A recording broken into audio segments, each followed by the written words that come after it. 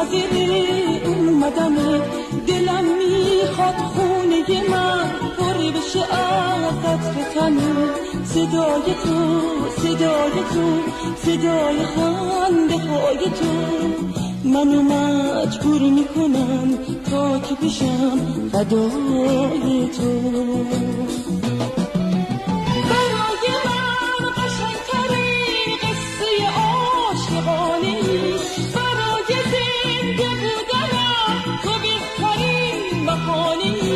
حرفای تو حرف منه، آخر قصه و غمه. هرچی تو پیشم بمونی سیر نمیشم بازم کمه.